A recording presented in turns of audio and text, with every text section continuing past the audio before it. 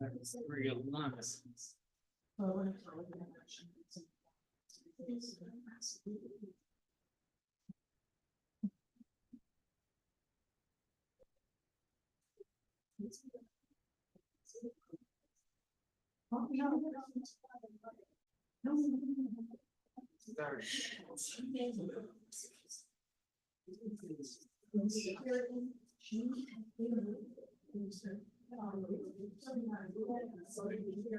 Uhuru. Uhuru. Uhuru. All right. I want to welcome you to the community rally. We're located in the city of St. Louis at 4101 West Florissant, on the corner of West Florissant on Alice. So if you're listening online virtually, and if you got time, please stop on through. We'll be here from 3 o'clock to 5 p.m. Today's Sunday rally topic is going to deal with Donald Trump and 2025. But before we get into that, we want to make it clear that this rally and the Uhuru movement doesn't really give a damn about either one of them. So we're going to begin with a chant that the Uhuru movement developed. And I'll say it. Some of you know it, and if you don't, I'm just going to say it first. And then after that, we'll lead it and we'll follow. So the way this chant goes is 2, 4, 6, 8. Tell the people who we hate. Democrats, the Republicans, the whole damn state. So that's our sentiment. Even though we're going to focus a little bit on this Trump character, we know it's the state apparatus that we don't care about at all. So here we go. 2, 4, 6, 8. Tell the people who we hate. The Democrats, the Republicans, the whole damn state. 2, 4, 6, 8. Tell the people who we hate. The Democrats, the Republicans, the whole damn state. Uhuru. And that's what it's about. Okay. We want to welcome you once again to Aquabo Hall. The Sunday rally is led by the International People's Democratic Uhuru movement under the leadership of the African People's Socialist Party. Impediment was founded in 1991. This is the leading organization in the struggle for bread, peace, and Black power in the 21st century. So you can join Impediment to find out more information about the International People's Democratic Uhuru movement. Please go to impediment.org/today.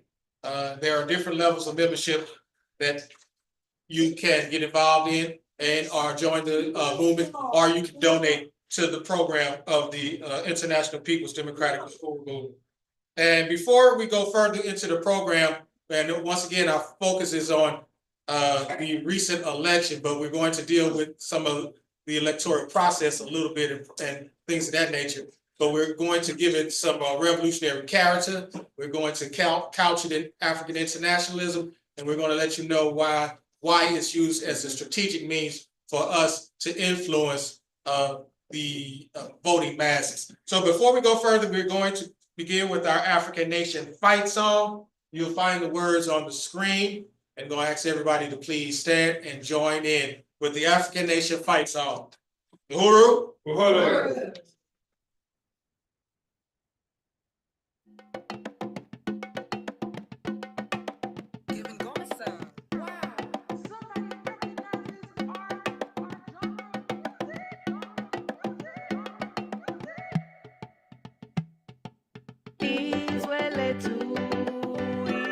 Africa, we are ready.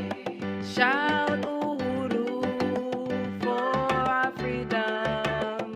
We are ready. We'll dance and sing songs when revolution's won. We are ready. Africa's best.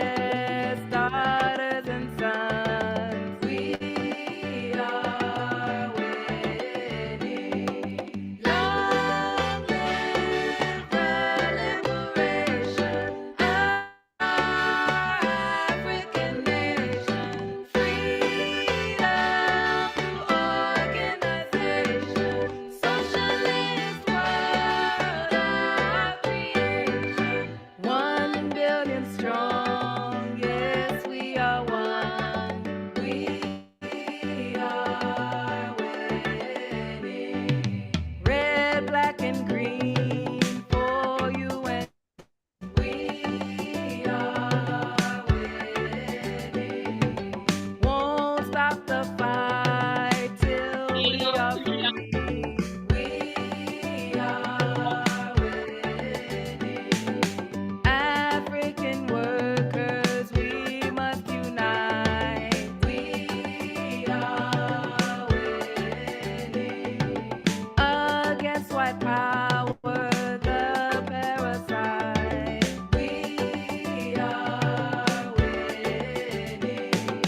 Long live the liberation of our African nation. Freedom organization. Socialist world of creation. One, yes, we are one. We are winning. Viva Haiti, who first set us free. We are winning. Carry the torch of Jean-Jacques Dessalines. We are winning. Coup peut-être pour les cailles. We are winning. We will rejoice when the colonizers die. We are winning. Long live the liberation of our nation. Freedom organization.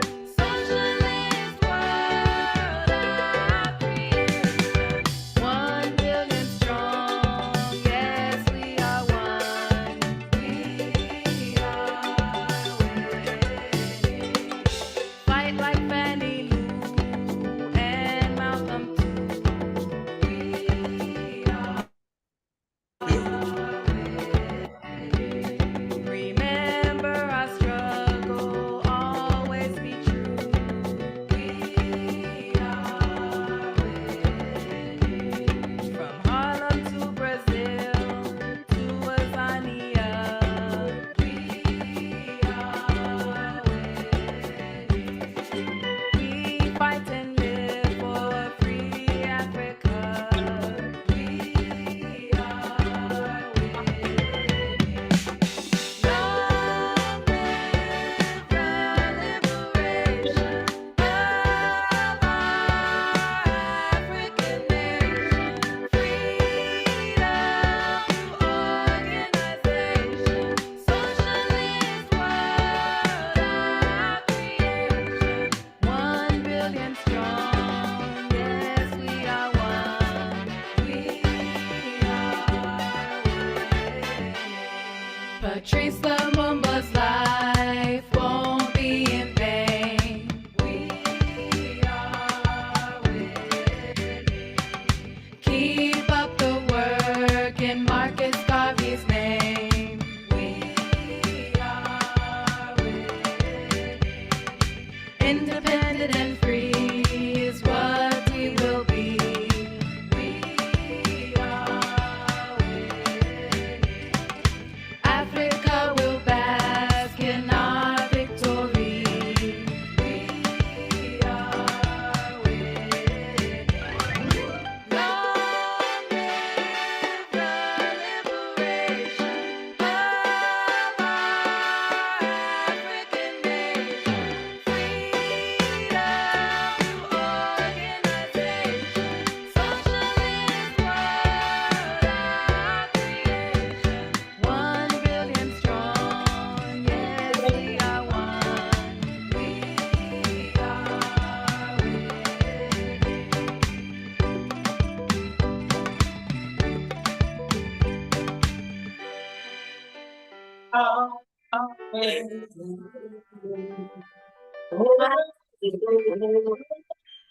Once again, this check 2468. Tell the people who we hate. 2468. Tell the people who we hate. The Democrats, the Republicans, the whole damn state.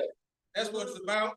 And so although today's focus is looking at once again, for you who just came in, we're dealing with Trump recent election and 2025 electoral process as it continues in the new year. But we want to make it known that this isn't about to get out to vote. This is about how we become influences in the political process and how it ultimately leads us to state power. That's our main objective. That's our end game for us as we do get involved into the electoral process.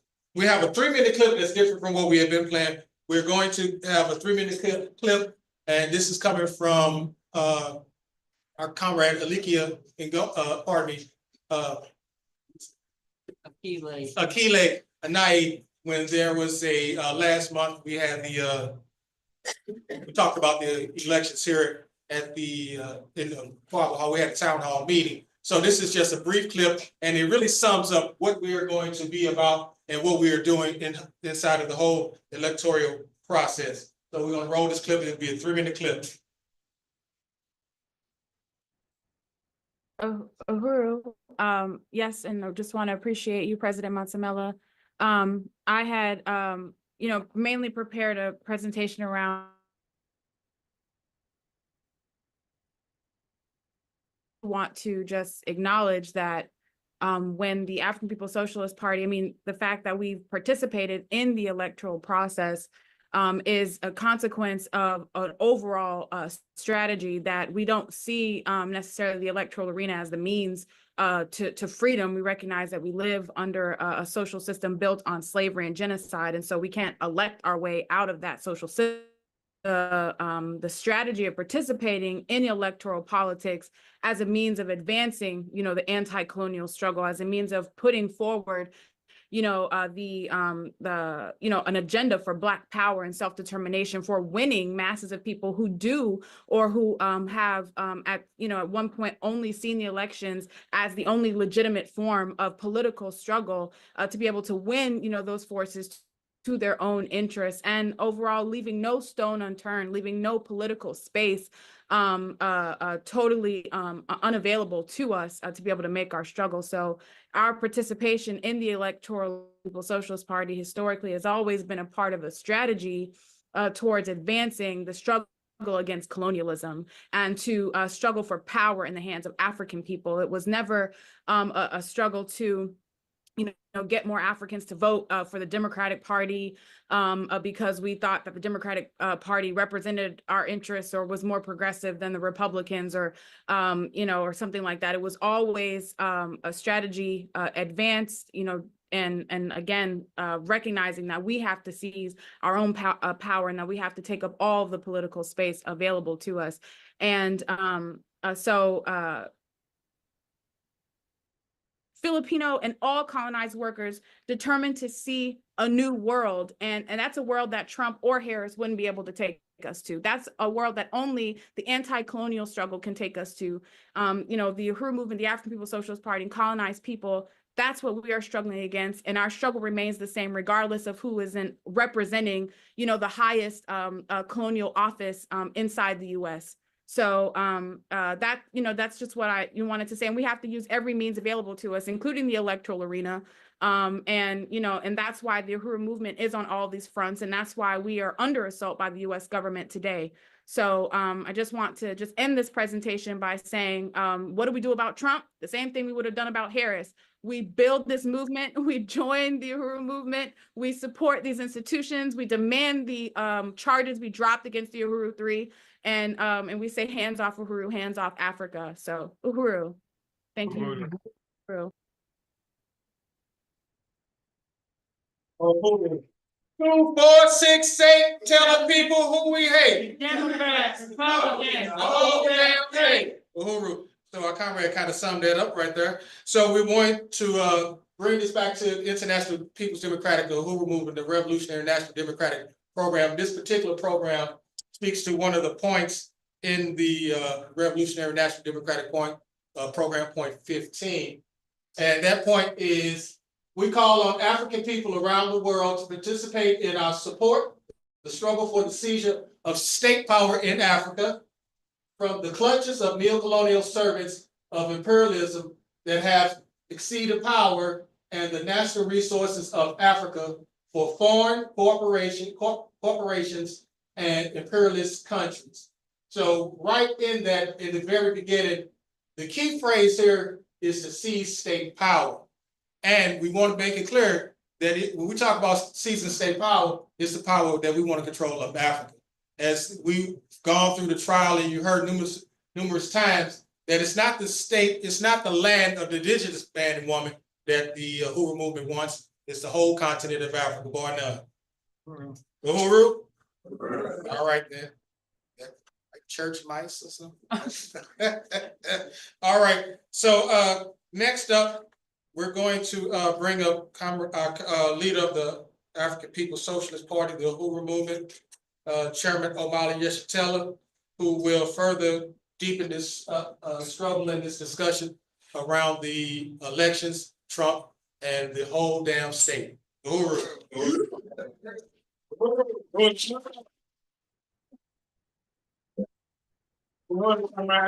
Sisters and brothers, I'd like to begin this discussion by bringing an apology from Comrade Deputy Chair Onizine Shatella, who wanted to be here, but she's working on so many fronts at the same time, as many of you know, especially as it relates to the economic development work of the party. And there's an ongoing struggle we're involved in surrounding that. And an aspect of that struggle, as some of you know, was an attack that was made on the African Liberation Movement through an assault on the African People's Socialist Party, the Uhuru movement, and more specifically, the arrest, indictment, and trial of me, Comrades Pinnicas, and Jesse Neville.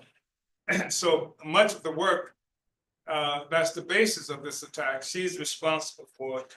And even now, in the middle of what has been characterized as the food desert, as some of you know, here in St. Louis, we are fighting the government, the local government, certainly the federal government, as it's expressed through local government here, just for the right to open up a bakery cafe so that African people can have a place inside our own community where people can get quality food and where people can even get some kind of employment. So I bring you apologies from the Deputy Chair.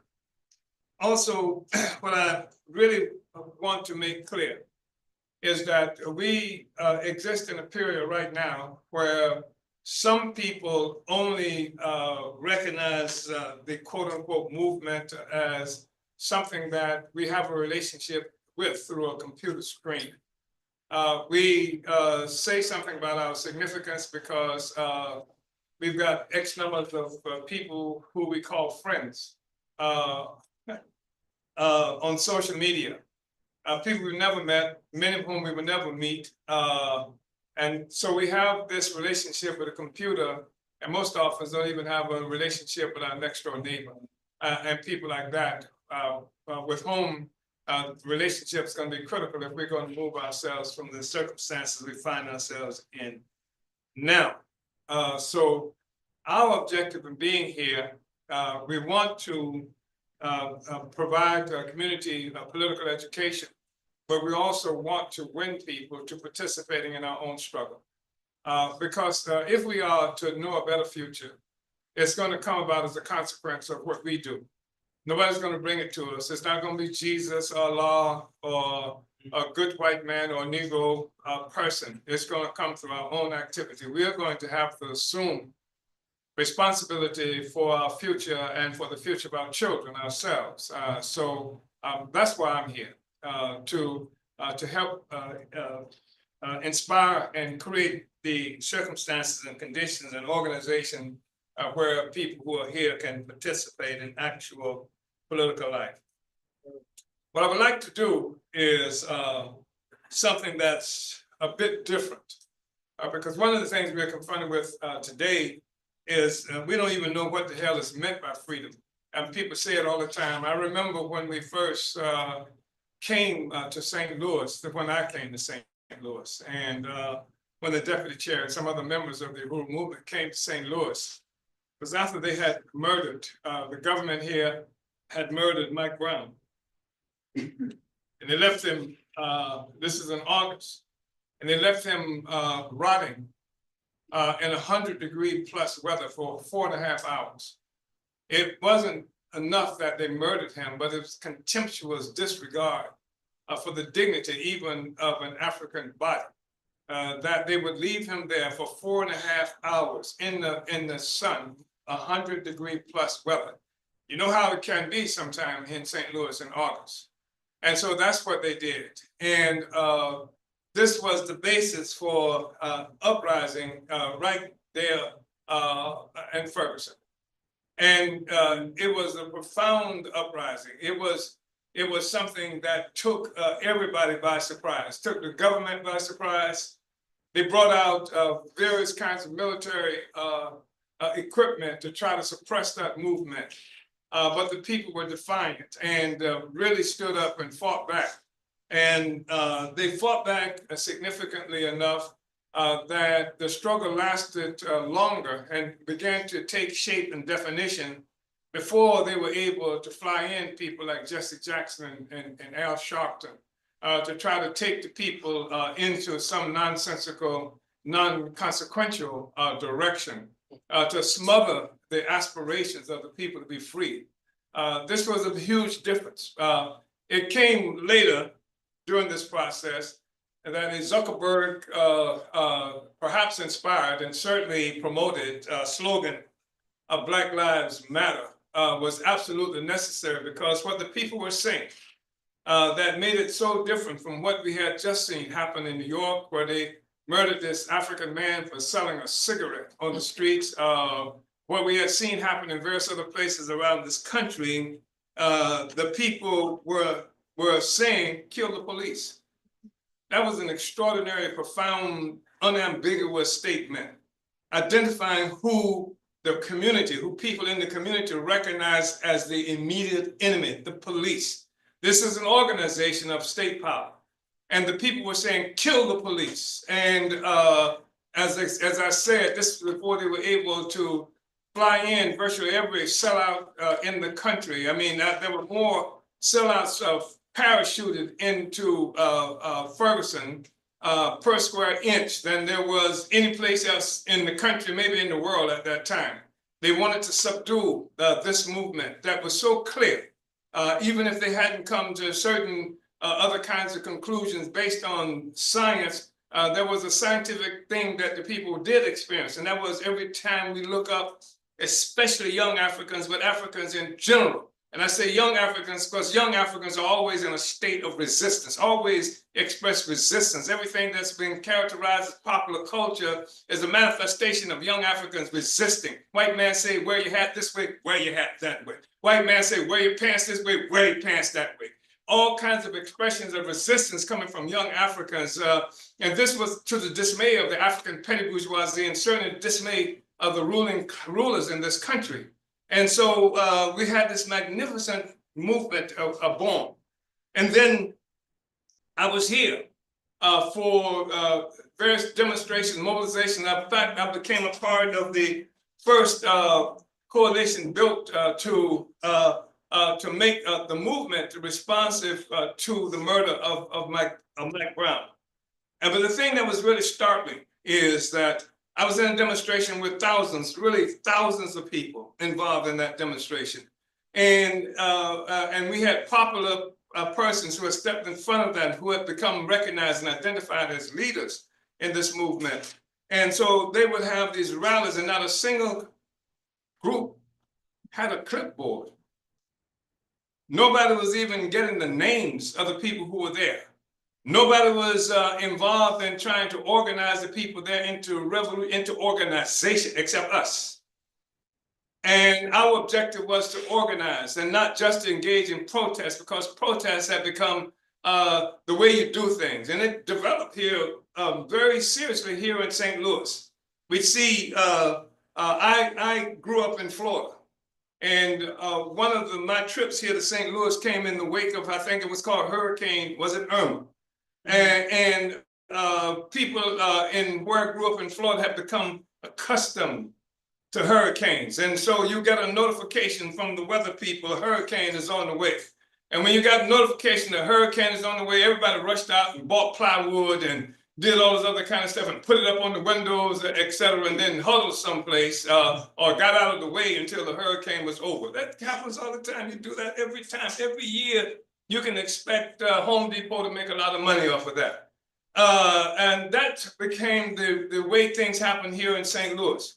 They said it looks like there's going to be black people going to get upset about something, so they would actually put up plywood, just like they would do over the windows and what have you. And they would even have protests, and know the protests are coming. The government would even facilitate the protests. They say, we're going to block the interstate. The government, the police will come and block the interstate for you, let you go be on the interstate, stay there for a few minutes, and then get off the interstate, et cetera. And that became what the movement was all about. And so we said, that's not enough.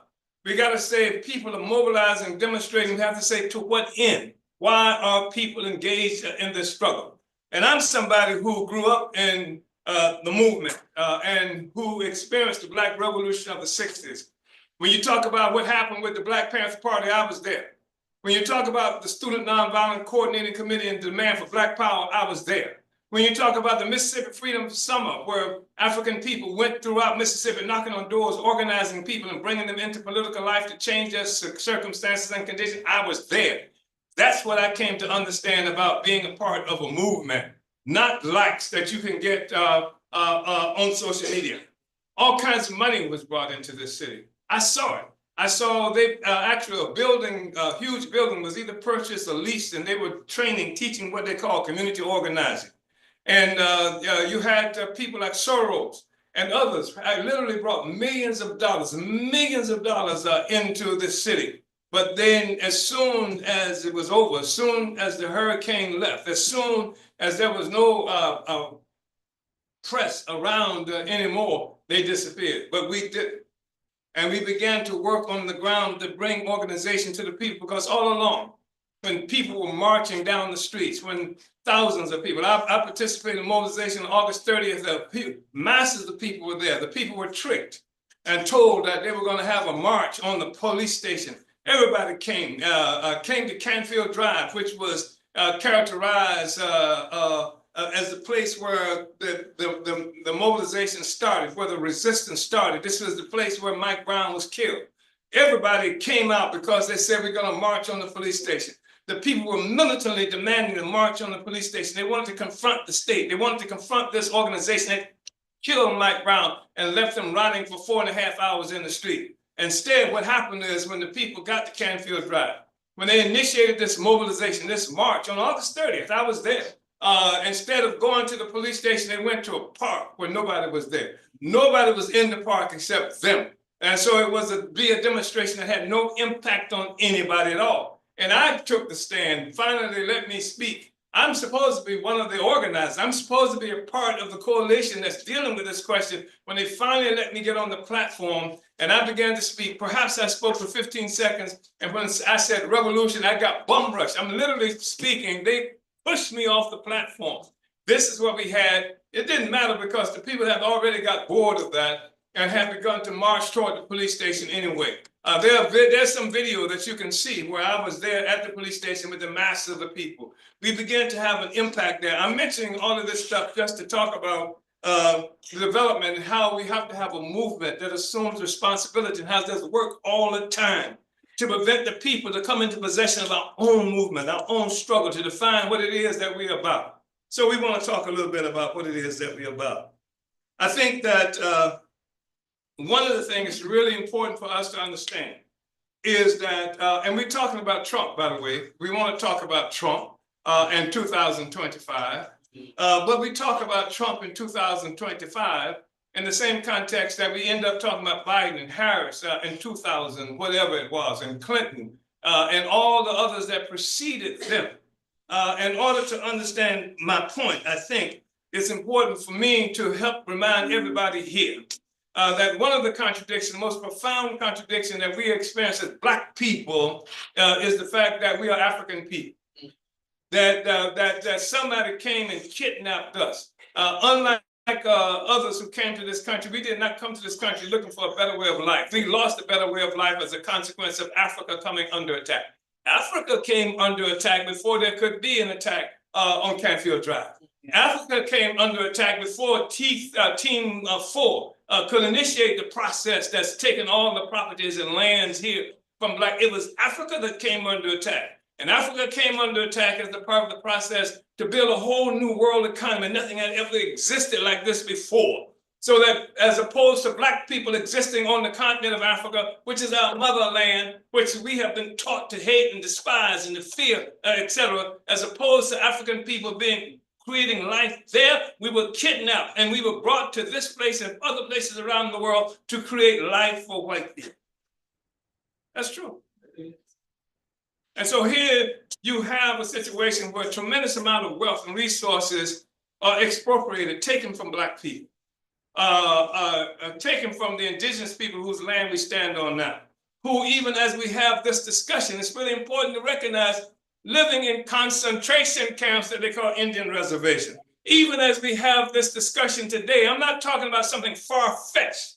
I'm not talking about something far away from us. In this land right now, this country right now, the indigenous people, the so-called Indians whose land this is, who were here before Columbus ever put on a pair of sneakers, before Columbus ever hired somebody to bring him away from where the hell he was to this land right here, the indigenous people, the so-called Indian people, are living in concentration camps that they call Indian reservations. Not a long time ago.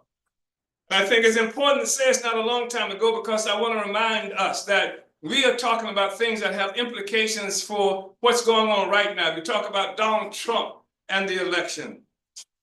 Donald Trump got elected in the same process that elected Hillary Clinton, that elected Bill Clinton, that elected all the others who preceded them, the same process. And so you have a process where people left Europe and went to Africa and kidnapped Black people and made an assault on Africa to take our land and resources there in Africa. And they created systems to facilitate the ongoing theft of these resources from Africa and the ongoing theft of the resources of the indigenous people right here and on this land.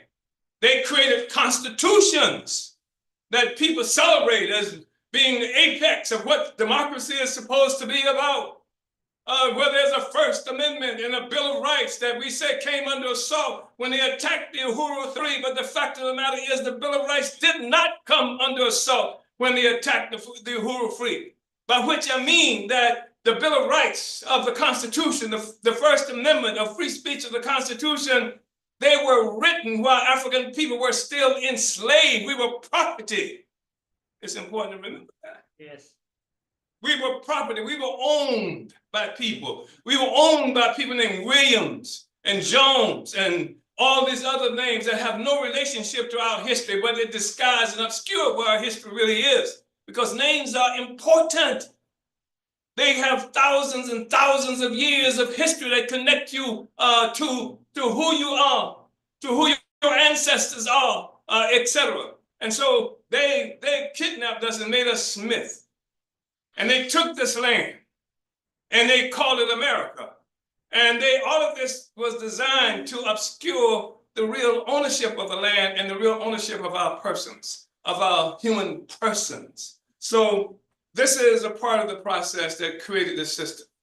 These are the laws that they made. And these were legitimate efforts by a group of people who lived under tyranny, under despotism, who lived under kings and queens and things like that, and who decided that they're not going to live in a situation anymore where the only law was characterized as the divine right of kings. Anybody ever heard of that before? They taught you that even in school.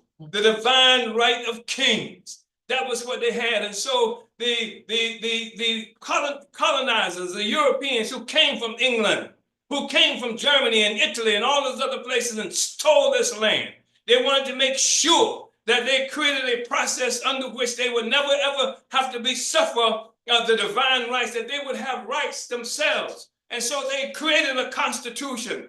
They created rights, the Bill of Rights, the First Amendment right, the right to speak, the right to assemble, the right of free associations, the right to bear arms and things like this. They created for themselves because they were denied those things when they lived in Europe. Ultimately, they created these rights on stolen land. They created these rights on land that was stolen and land that was worked by Black people. They created a freedom to oppress, a freedom for themselves to oppress the rest of us. That's what we've been living with. That's what we've been living with. And I'm not saying this to slander anybody or anything, but that's just an objective truth. And if you want to really talk about freedom, we must achieve objective truth. Truth is concrete. Truth is objective. It is meaningful. There's some people in this room who really understand that. You might not have been here when any of this stuff happened, but what you do know, what you can comprehend without being here, is that who has an objective interest in suppressing truth and who has an objective interest in knowing the truth.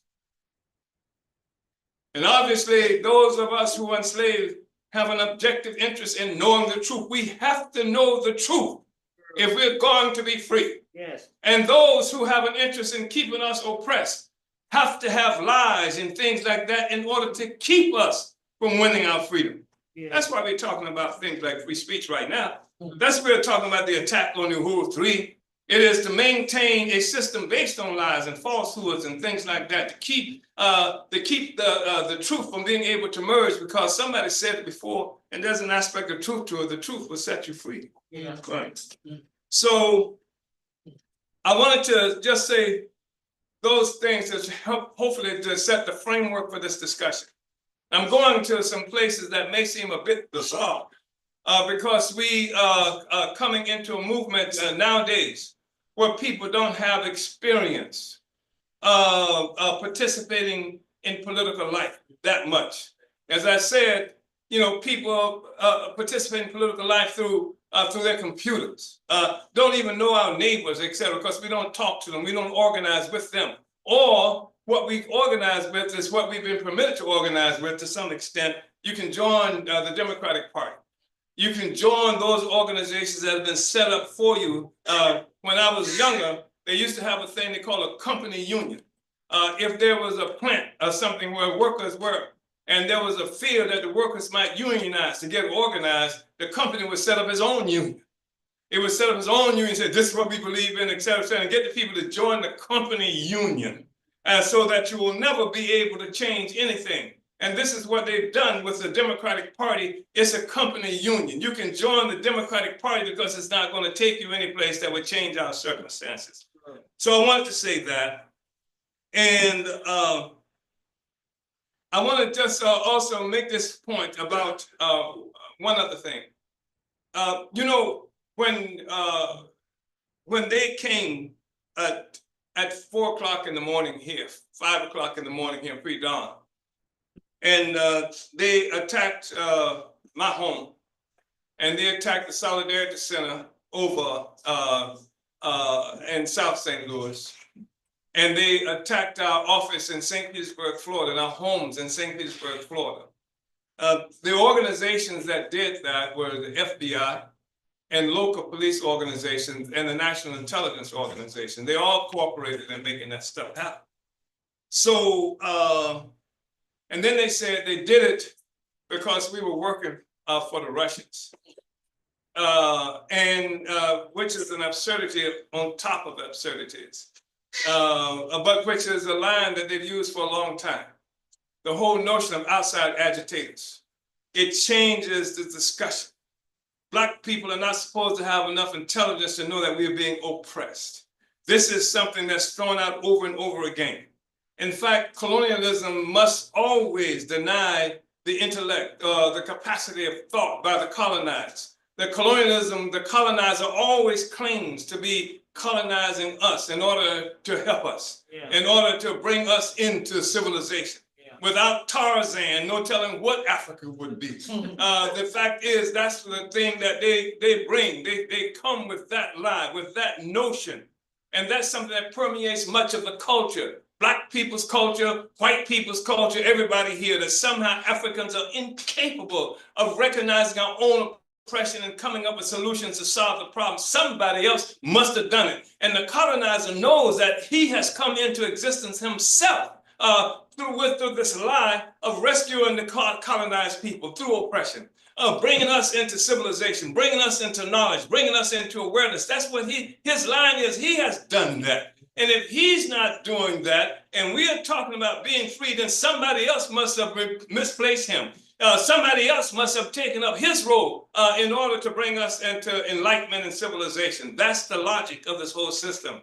And many people buy into it. Ordinary white people buy into it until we help them to see the light. Ordinary, sometimes Africans buy into this notion that the white man must have been responsible for it if we come up with something different from what the system is supposed to be doing. We know it's a lie. Yeah. And so we've been struggling, like with that perception. And the reason there's a perception, what time is it? How are we doing? Okay, the reason I just want to say a few things more, because people wake up, you find yourself born into circumstances, and you get the impression, it's always been like this. You don't know, you didn't get a course in history during the 9 months that your mama carried you. So you just get born. You just are here with a blank slate. But based on that, there's a presumption of things have always been like this. And so there's a starting point. How do we come to understand the world? We are born, we suffer the consequences of the circumstances and location of our birth, the time we were born. We're just born, we do things. We find a job if we're lucky, we find a way to eat, we find shelter and things like that if we're lucky, but we don't necessarily have a recognition of how this thing got to be the way it is, the thing that we were born into. And so one of the things I appreciated a man named Karl Marx about. Karl Marx was somebody who wrote like a really important book called Das Kapital, Capital. And it's based on attempting to define the whole capitalist system and how human beings came into active life, political life, economic life. Because we have to have answers to this question. If we don't have answers to this question, then everything is a mystery. Right. It's a mystery, so maybe Jesus brought it, maybe Allah brought it, maybe somebody made a good speech and that made it happen. How did the hell did things get to be the way they are? Maybe if so-and-so hadn't said this thing to that cop, we wouldn't be in this trouble today. We have to say how things got to be the way they are. And what Karl Marx helped to people to understand is what he characterized as modes of production. This is the process through which human beings engage in producing life. Do you know that the process of production and reproduction of life is the most critical aspect of what society does? If you don't have life, you got nothing. The production of life, that's the critical thing. That's what human beings must necessarily do. Engage in making life for ourselves. Otherwise, we disappear. There is no culture without life. So I'm saying this in the face of people who are cultural nationalists, and they say you get this way, that way, because you learn how to speak Swahili and you know how to do the chicken bones or some other kind of juju. There are people who conclude that things happen the way they happen because we had good speakers. This leader showed up at a particular time in history. This is how people understand things. There is no a priori assumptions about how society works and what it is that produces the life that we live in. But we said there's a way you can get to it. And Karl Marx started off at a good beginning. He was wrong on so many aspects of it, but the critical aspects, he was right. There is such a thing as a mode of production. And a mode of production talks about how society is organized in order to produce life itself. How do we get organized to produce life? What is necessary? And so Marx came up with the assumption of that, of what people often refer to as the Marxist concept of human development of human society. And he starts with what he characterizes as primitive communism, or some people say primitive communalism. but primitive communism. He talks about primitive communism.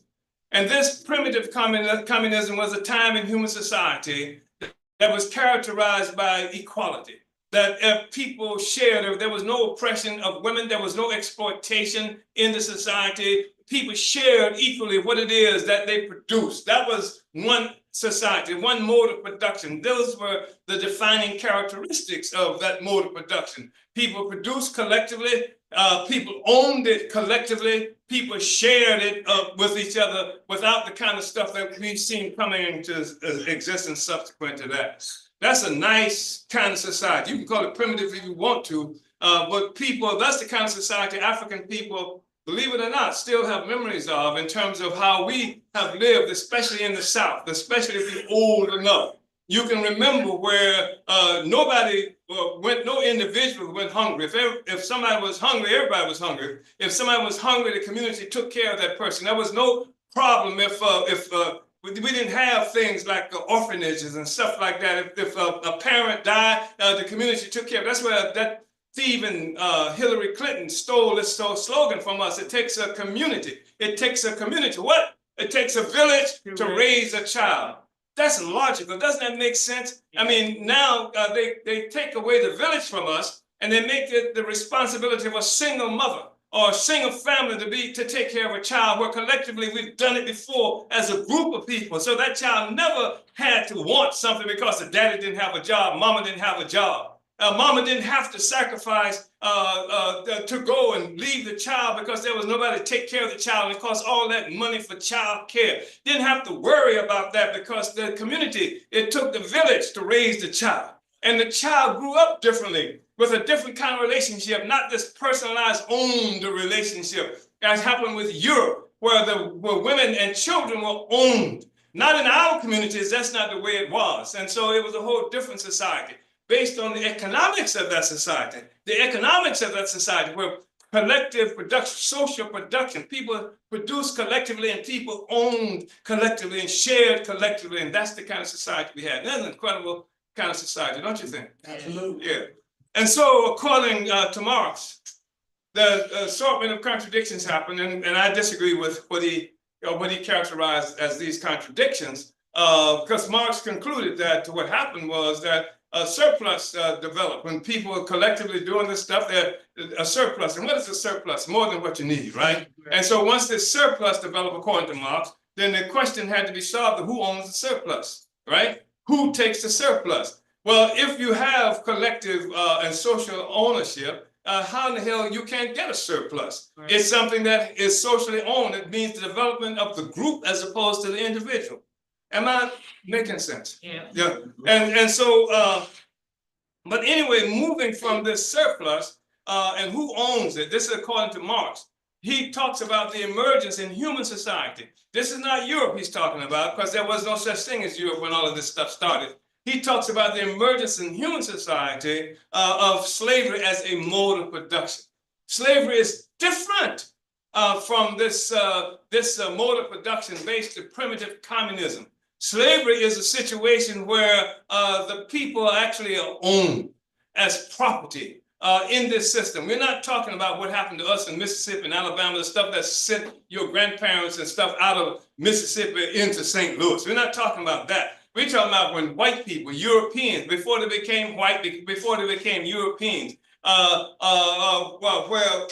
the people were slaves. You've seen Spartacus and you've seen things like the gladiators and what have you. Like, you're talking about a time where in Europe, people were owned and they became a kind of property there as well. And so that's a massive contradiction for production, isn't it? Yeah. Because what is the incentive for somebody who's owned by somebody else to go out and produce for them? There's no incentive. In fact, if you own by them, you do what Africans did under slavery. You break the plow. You do stuff to make sure that production doesn't happen the way it has to happen. And so as a part of this contradiction, it became necessary to improve this process of production. And from that, according to Marx, we had another mode of production that arrived that was called feudalism. Under feudalism, nobody's owned and that directly as such. Just the land is owned. And the people do keep the ability to keep some of what they produce. under feudalism, but the vast majority goes to the landlords. That's where the term landlord comes from that you hear today. It comes from this feudal stuff that existed during that time. You know about feudalism. That's where Robin Hood, the stories, the myth of Robin Hood and fighting against the sheriff who coming and taxing the people and taking all their resources. This is the myth that grew up during this era of feudalism that occurred in Europe. And so feudalism provided the Marxists with an interesting kind of contradiction because they got to move from feudalism to what came to be known as capitalism, which is another mode of production. So we've gone through slavery, we've gone through primitive communism, we've gone through slavery, we've come to feudalism, and now Marx says that capitalism is the next thing on the ascendancy, and then after capitalism, communism, he said the real communism, because this time white people are going to have it. So, so here we have a situation where there is this feudalism, and how do we get from feudalism to capitalism? Well, what Marx says is the way we get from feudalism to capitalism is through what he characterized as a primitive accumulation of capital. Because it makes sense that if you're going to have capitalist production, you got to have capital, don't you? If anybody want to start a business here, the first thing you got to do is get what? You got to get startup money, right? They call that capital. They call that capital startup money. So where the startup money comes from to make all the white people in the world rich and everybody else poor. It came as a consequence of Marx would characterize it as a primitive accumulation of capital. This primitive accumulation of capital, according to Marx, was defined by turning Africa into a warrant for the commercial hunting of black skins. What? He said part of the way this thing got started, that we are talking, part of what made Trump a billionaire, part of what created the stock market and everything, turning our Africa into a warrant for the commercial hunting of black skins. Commercial hunting of black skins. He said it was in turn the indigenous people, talking about the Indians as they are characterized, into the mines of the Americas, bringing up gold and silver, bringing it into the system. This is where the money is coming from. He says it was the brutality imposed on people in East India. He's talking about India and the surrounding areas. All of this resources coming, and all of it ends up in white pockets. Yeah. This is the beginning of the system. This is the beginning of the capitalist system. And of course, what has happened about all of that, black people, indigenous people, the colonized peoples of the world, because that's what Marx is talking about when he talks about India, when he's talked about the indigenous people here, when he talks about what turning Africa into a warrant for the commercial hunting of black skin. That's colonialism. But if you call it colonialism, then it contributes to the possibility of perception of agency on the part of black people. So black people have no agency. So everything that we do is to create white people, wealth for white people. So we become primitive accumulation, the accumulation of capital that would help with the development of the white world. Y'all with me? Yeah. We disagree with that.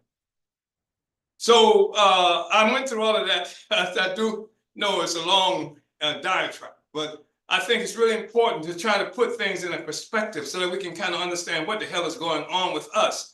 There's a reason you don't have a job. And there's a reason if you got a job, you don't like the one you got. There's a reason why your cousins and neighbors find themselves being unable to get a job in the legal capitalist system, and a situation where they will create an illegal capitalist system for your children, your neighbors, your brothers, your cousins to be employed. And there's a reason that this government can say that 3 out of every 5 young African people between the ages of 18 and 35 will go to prison in his lifetime. They've already made prison. They don't even know the 3 people who they're talking about, but it's there for them. They make plans based on that. And so this is the kind of reality that we are confronted with, and that's the stuff we don't like. That's part of what we don't like. We don't like being a nameless, homeless people. They're talking about homelessness. Well, we became homeless the first time Africa came under attack. Yeah. We became homeless. And so we lost our names, we lost our identity, we lost an immediate recognition of our culture. Our culture is everywhere. It's so ubiquitous, sometimes we don't recognize it as ours. You don't have no African culture. If you had African, if you were African, you'd have African culture. Hell, Ray Charles is African culture. And Mahalia Jackson was African culture. Yeah. Gospel music is African culture, just like Fela, just like reggae and all these other things that you see, that's African culture. And just like much of what Elvis Presley was trying to do was African culture. I mean, it permeates everything. And so sometimes you don't recognize that African culture because it's everywhere. It's universal now as a consequence of what has come from Africa. Y'all with me on that? Yeah. Everywhere. Yeah, everywhere. So part of issue is the re-achievement of our national identity. And we are African people. You cannot be in Africa in 1619 or earlier, and then get on a damn boat, and then get off in this place that they now call the United States as a Negro. If we were Africans when we got on the damn boat in Africa, we had to be Africans when we got off the damn boat.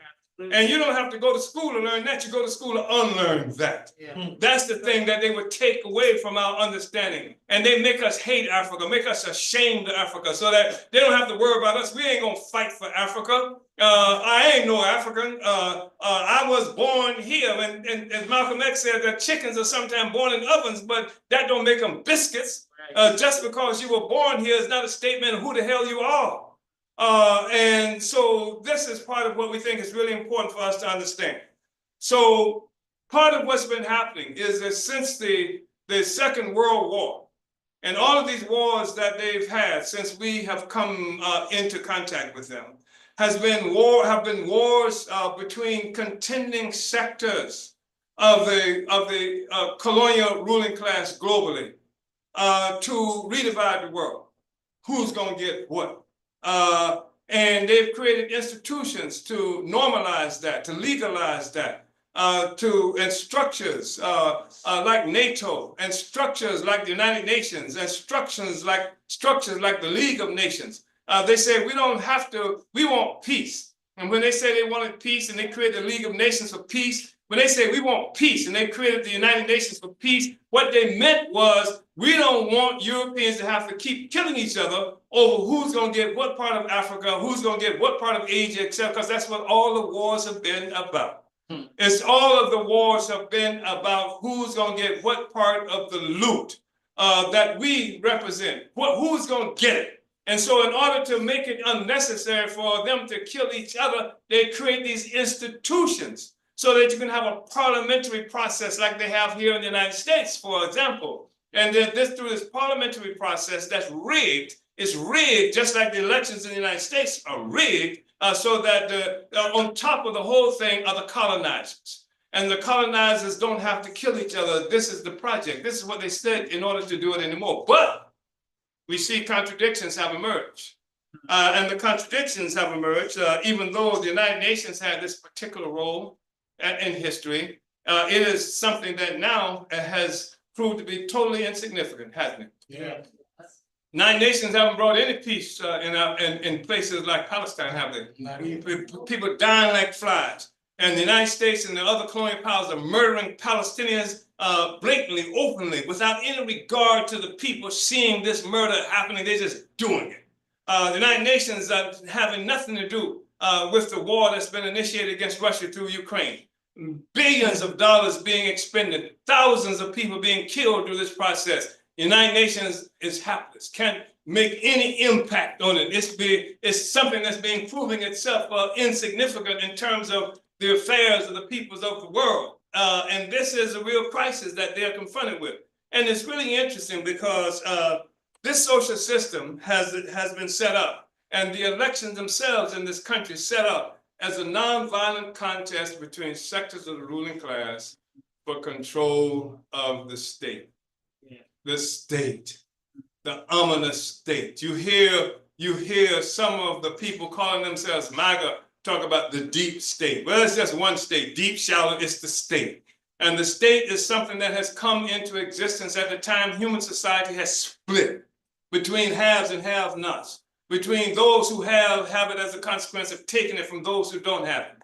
This is the origin of a certain kind of bureaucracy that emerged This is the origin of the things like the police departments and the military, and the FBI, the CIA. All of these entities came into existence to protect the status quo. Because if you didn't have the status quo, what you would have is you wouldn't have just elections where people have these debates. You would have every thug would pick up their guns and run out and take what it is that they want, just like it happens in some places in the world when there's no pretension of some kind of democracy, as there is a pretension of democracy here in this country.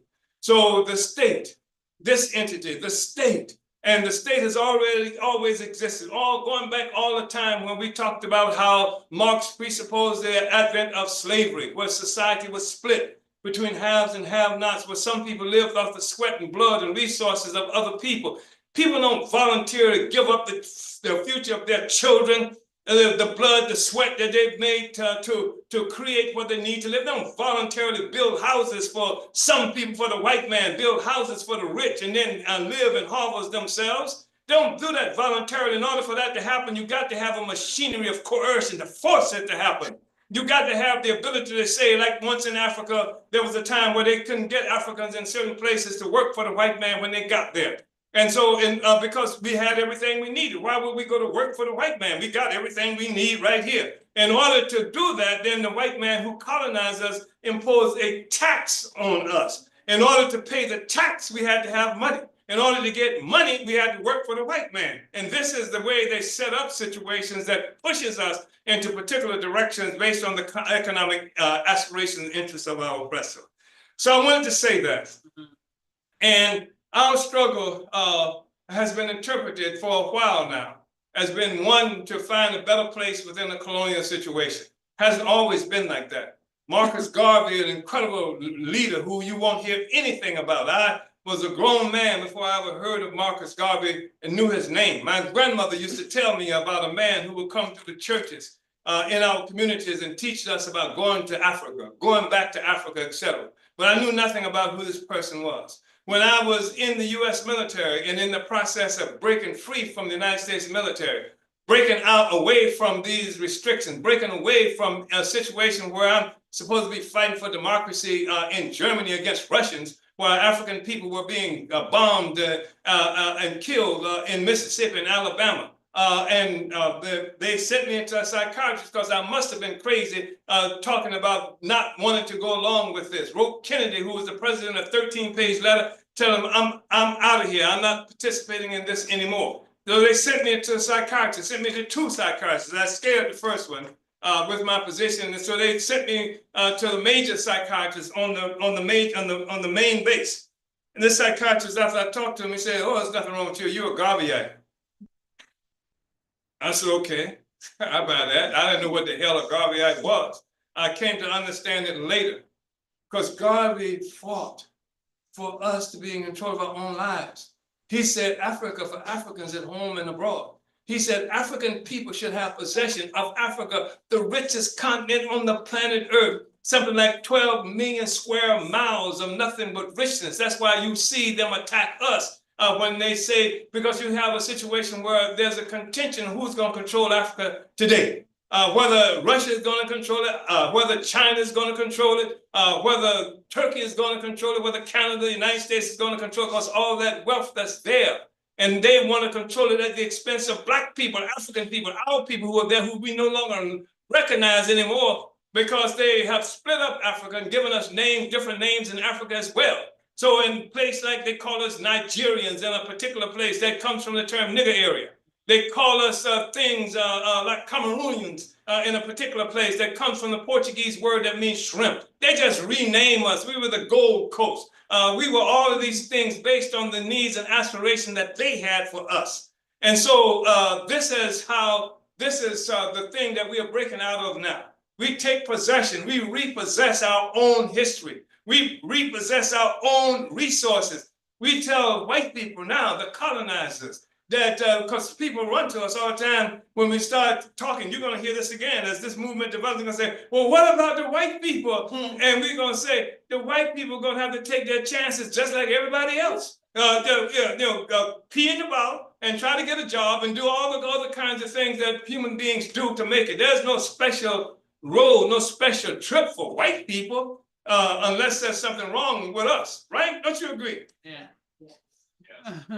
What you said. So I wanted to make those statements, and what Trump did was quite disruptive for the social system. Because as you know, and Trump was a breath of fresh air. For me, he was a breath of fresh air for ordinary white people. Because they knew something was wrong about how this stuff was happening. And Trump, he ran an election that's saying the whole thing is rigged. When Trump ran for office, he said it's rigged. Yeah. He says money. Who's got the money? That's the ones who run them. He said, I know because I used to pay them. This is what Trump said. This is what? Yeah. And then he talked about the media. You and I knew the media. We before they came up with the concept of shadow banning. We know the media didn't do right by us. Isn't that right? Yes. And the only time you can read about us is through a robbery or unless we engage in some kind of performative butt kissing, butt dancing or something like that. So the media was no friend of ours. And Trump said it's fake news, fake news, fake news. He attacked the entire system. He attacked the United Nations. He attacked NATO. He said they need to go and get a job and get some money of their own, but stop bleeding the United States. That's how he put it. Yeah. Of course, nobody's bleeding the United States, but the point that is that he challenged all of these things that are held sacred by them. The elections, sacred. The media, sacred. Yeah. All of these things they held sacred. Trump came out attacking them. Yeah. And so, and then you had all these white people who knew something was wrong. They didn't like the stuff either, but Trump gave them a reason. Trump gave them an opportunity to recognize that they collectively didn't like it. Right. They knew somebody over here knew they didn't like it, and somebody over here knew they didn't like it. But when Trump hit the scene, he made the point, and everybody who didn't like it had a venue through which they can articulate that. They had the ability to say, I don't like this stuff, and he was nasty. Because America's nasty. You know, so he was a reflection on exactly what America is and was, etc. And he won 57% of the white vote. Y'all can say what y'all want about Trump, but 57% of the white people who voted for Trump. Yes. That was the first time. That was the second time he won the majority of the white vote. Right. So don't be dropping all this stuff on Trump. He just tapped into the sensibilities and fears and aspirations that majority of white people have. And guess what? A lot of Africans voted for Trump. Yeah. And a lot of so-called Latinos voted for Trump. Yeah. And they voted for Trump. Why? Yeah. Because Biden and the Democratic Party and all of them have been lying all the time and never produced anything for us. And the Democratic Party has been able to take black people for granted. Yeah. Don't have to promise us anything except I ain't gonna be like them. Right. They will scare us to death with a Trump. Trump 2025. They will scare us to death about whoever was the Republican, etc. I ain't scared. I ain't scared. No, we organizing among ourselves. When we see them in a state of disarray, it tells us that we have to work harder to organize and speak to our own interests, have our own capacity to provide our own alternatives.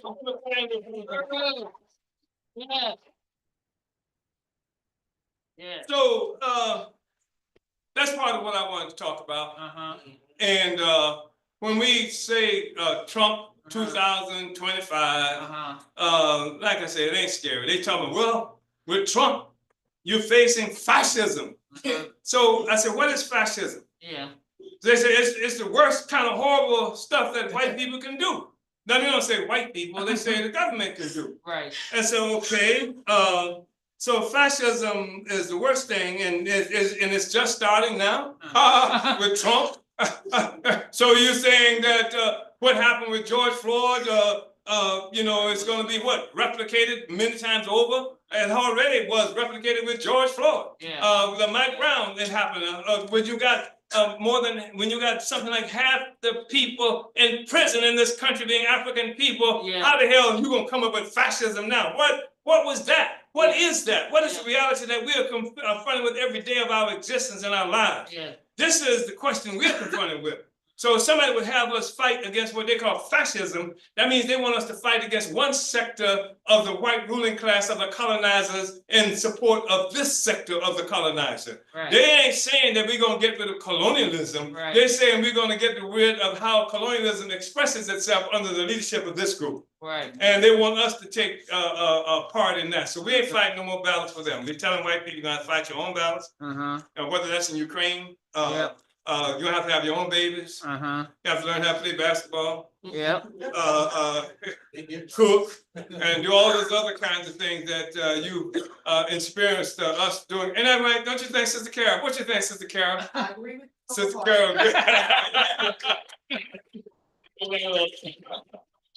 So, but what we've done is so important because our political line is right on.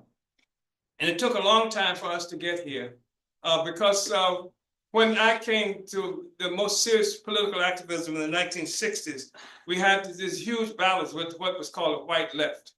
And they determined and defined everything. They had all the money, they had all the connections, they had all the resources, they had all the skills and stuff like that. And so they intended and attempted to chart the course for everybody. But today, what we've done is create a new kind of movement. It's a movement at a time in history where the colonized people ourselves are seizing the reins of leadership in the struggle against a rotten social system based on slavery and genocide. Yes. As I said earlier, we didn't get involved in this struggle to keep me out of prison or to keep Jesse and Penny out of prison.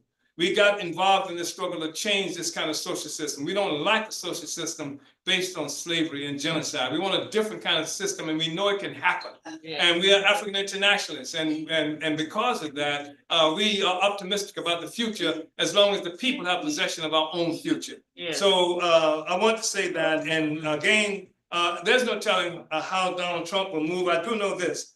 Donald Trump will not have the freedom to move in all the ways he thinks he can move. Yeah. Because the reality is that despite all of the great votes he got in terms of the majority of white people, and in fact, despite the fact that I think something like 40% was it of the so-called Latinos voted for Trump, despite the fact that a huge sector of the African population, more than any in the history of the Republican Party, Africans voted for Trump.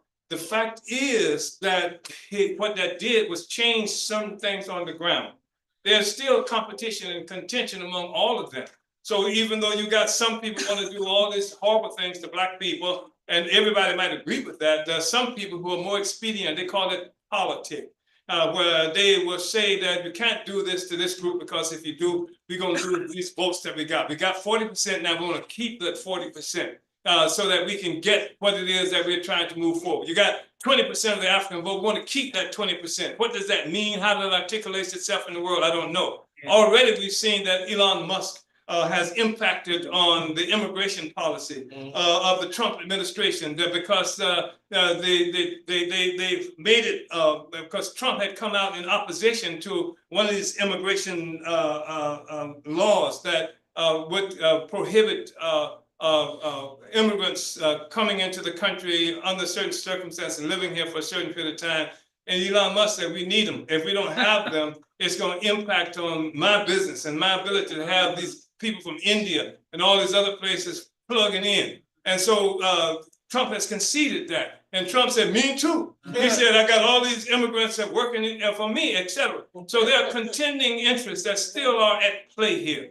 And so we don't know exactly how that's going to articulate itself, but we know that we have to be able to define our reality, define our aspirations, collectively come together to drive where it is that we want to go so that we become a factor in how everything is unfolding here and we become obvious leaders of this whole project that we're talking about. So what we say is we really just want to make this a point, this basic discussion around Trump. We ain't scared of Trump.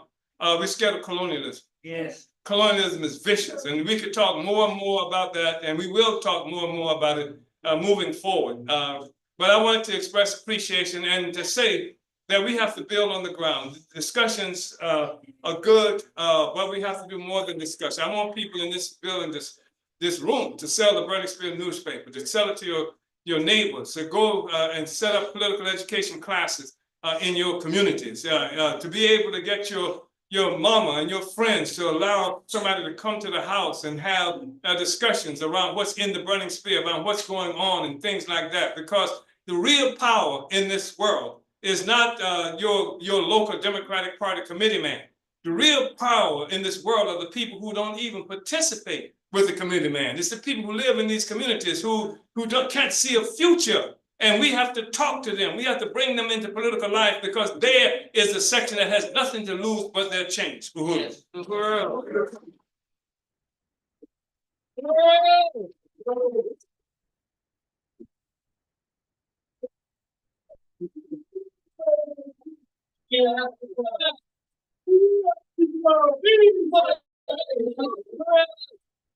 All right. Thank you, Won't appreciate that. Next, we will have some question and answer a little bit later on, but right now we're going to have a little break and bring some culture to the podium. We're gonna have our comrade Westbrook to grace us with some lyrics. Revolutionary Nation.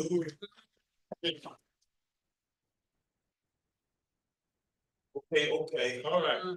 Check this out. Oh, Reverend. Hey. We finna try this, hopefully the third time. First of all, before I say that, I want to salute my leadership. Chairman, my legislature, and all the other leaders that's in this room. But before I start, I did this song a few weeks ago. And look back over the video, and you kind of hear it. Step back. So I look back over the video, you couldn't hear no audio in the video. So last week, I tried to compensate, got the audio up. And I'm glad my comrades keep it real because most of the comrades say, yeah, the beat sound nice, but I didn't hear you. So today I'm gonna do an acapella with no beat, but it's not intended to be acapella, intended for the beat. But hopefully y'all can hear the words because the words is most important. So third time, hopefully we'll touch on.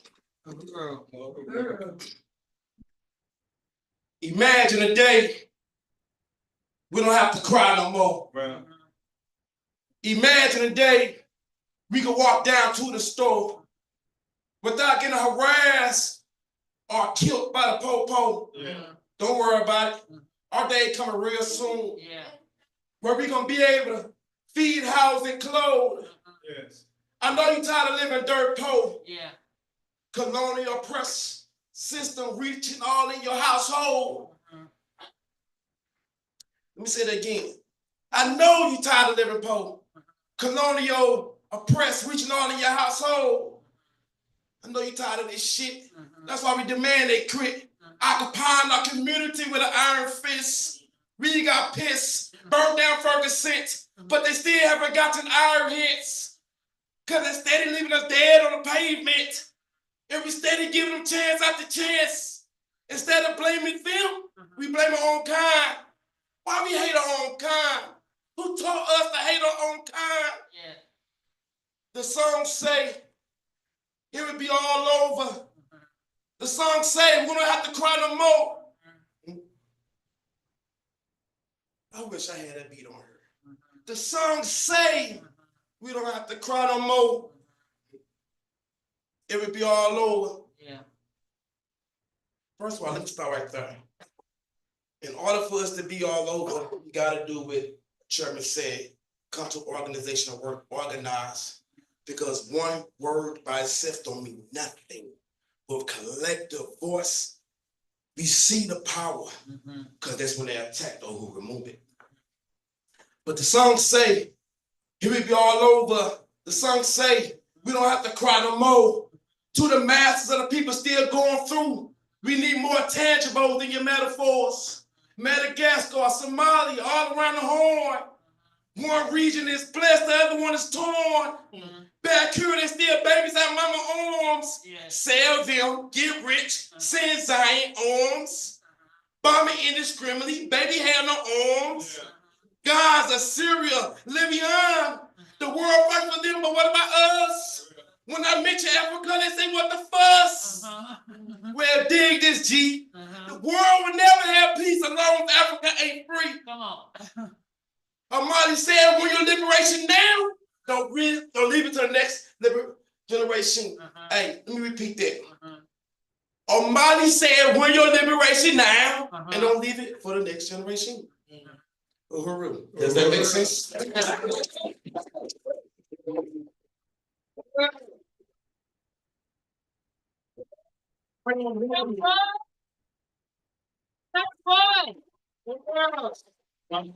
Head stuff, Fight back, head stuff. fight back. All right, give it up for Reverend. So, right now, we're about to engage in what is called, resources.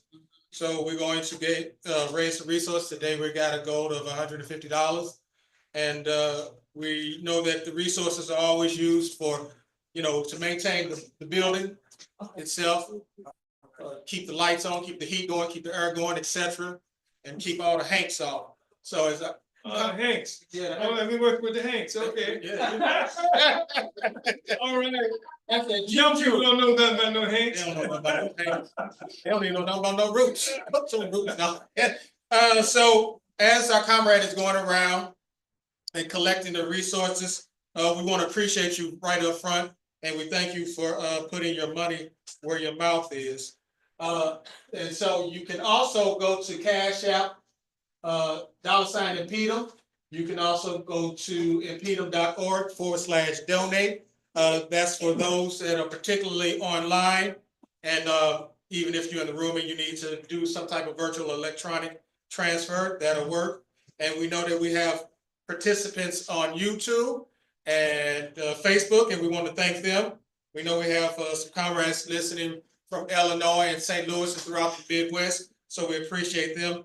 And we know that we will have some possible questions and answers, and so we will try to entertain those questions and answers that may come through line, come through social media via YouTube or Facebook. So once again, on the board is where you can go to raise the donate your resources, and we really appreciate it. Okay, so next on the agenda.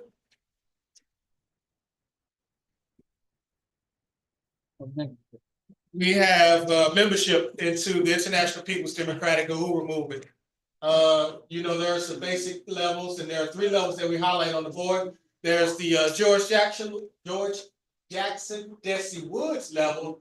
That's $5 membership for those members that you know are incarcerated. So you can support or donate to anyone that you know who are behind the enemy lines. It's only $5. They receive the Burning Spirit newspaper and will transform those concentration camps into many universities, revolutionary universities behind enemy lines. The next one, we have Musa Abantu level.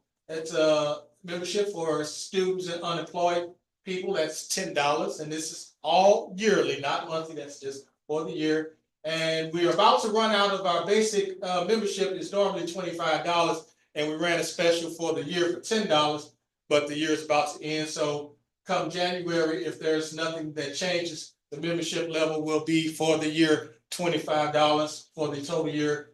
You receive information updated and participate in things such as the weekly studies that we have led by the president of the International People's Democratic Uhuru Movement, President Matsamela Odom, does some wonderful studies every Thursday, 7 o'clock Central Time. And so if you are interested in joining those studies, please go to the website. You can go to info@impedum.org to get more information on that. All right, next slide. All right, so now we're going to have some announcements, and we're going to have Comrade Siale come up and lead us in that. Uhuru.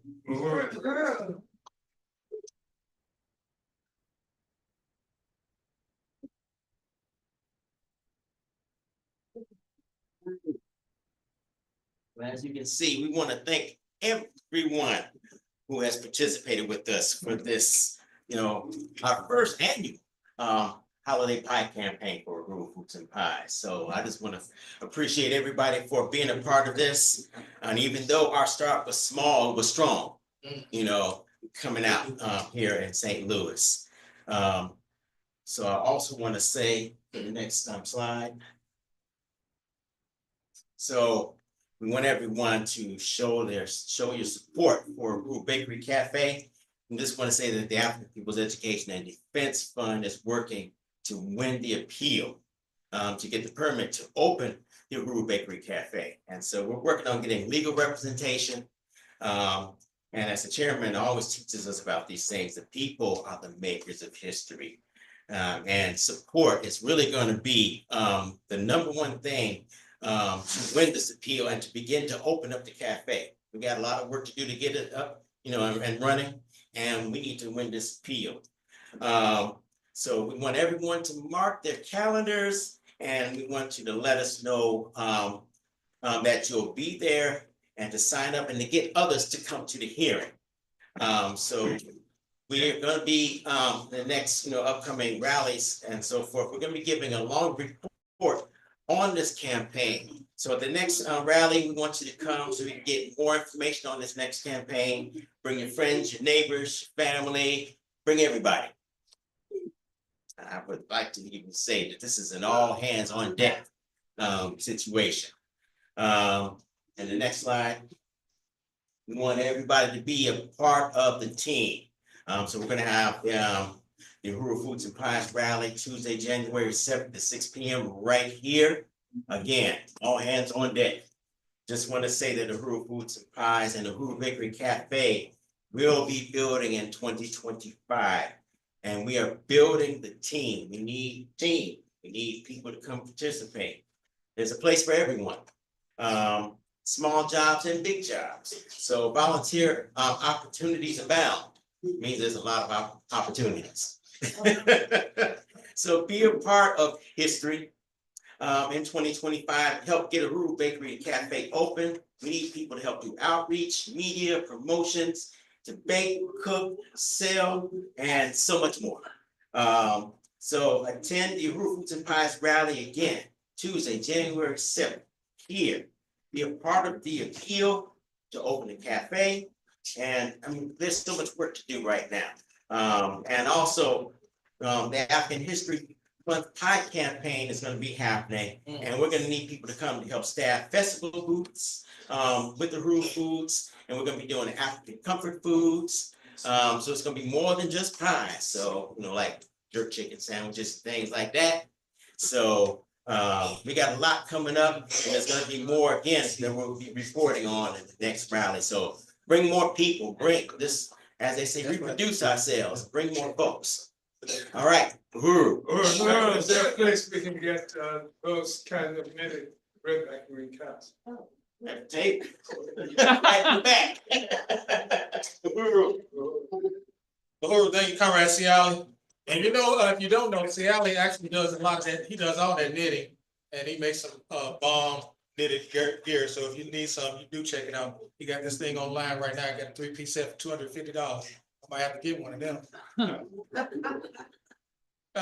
And we'll be back momentarily with the total in terms of the resource count that we do have. Okay. And moving forward with the program. So right now we're going to open it up for a little community discussion. So once again, for those that are online, please put something in the chat if you have a question. And for those who are in the audience today, please come to this mic, to my right, to your left, depends on where you're sitting, and ask your question. And we can entertain any of your questions around this whole Trump, the elections, or any of the things that the chairman just presented, or questions in general that you might have on your mind. So, any questions in the back that y'all wanted to share with us? No? Let me, Chairman, go ahead. I wanted to, I don't know if people knew about it, but Comrade Fofi, her mother passed. I think it was on Christmas Eve. Is that right? Yes. Yeah, so I just wanted people to know that so that we can express our condolences to her. And also, I want to invite everybody here to participate in the political education studies we do every Sunday morning.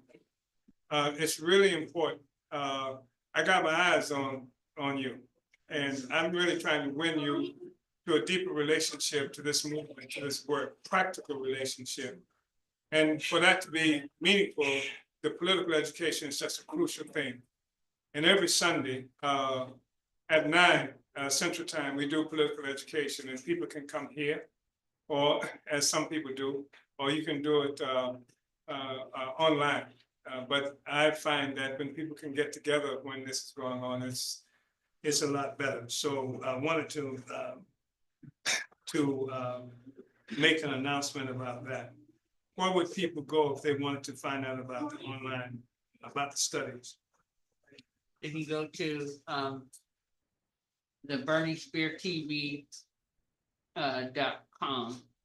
Is it .com? That seems like it's kind of, yeah. Yeah, you can just subscribe.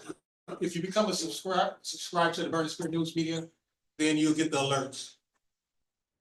And the alerts will let you know that the studies are coming up and happening. And every Sunday, we'll be here, every Sunday. And I wanted to let you know that, well, this is anticipating a little too far ahead, but we teach how to participate in elections. For the longest period of time, the African petty bourgeoisie, they have a monopoly on this election stuff and had us tied in a certain way to the Democratic Party without offering any alternative. People don't know anything about the history about participation in elections. And I think many people actually think that somehow voting is in the Bible. But I think it's really important to have an informed community. So in April, we'll be doing an electoral school. This will be what, 16th one? How many? We've done quite a few. And it's going to be here in St. Louis this year. So, but anyway, please go and look, check out Amali Taught Me. Check out the studies that happen every Sunday. And if you can be here, you know, Uhuru. Yeah.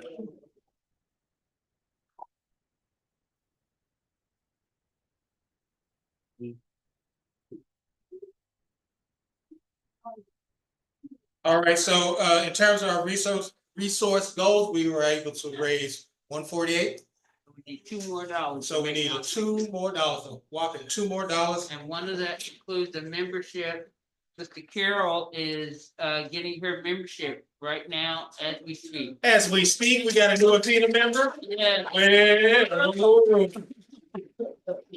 Right on, Sister Carol. Sister Carol been with us through the thick and the thin since she's been with the process. And got her membership now, and that's wonderful. That's right. So joining the movement, joining Impedum is not to be just a card carrying member. You also have the opportunity to participate in whatever work we're doing. Just $20. Yeah, I see that. okay. So is that to be added to? And 20, yes, so that. So just in terms of an online contribution, now that brings our total up to 168. So we have surpassed our goal. So Uhuru. Right on. Thank you, online donations. So are there any questions in the audience? Anyone? Come on up.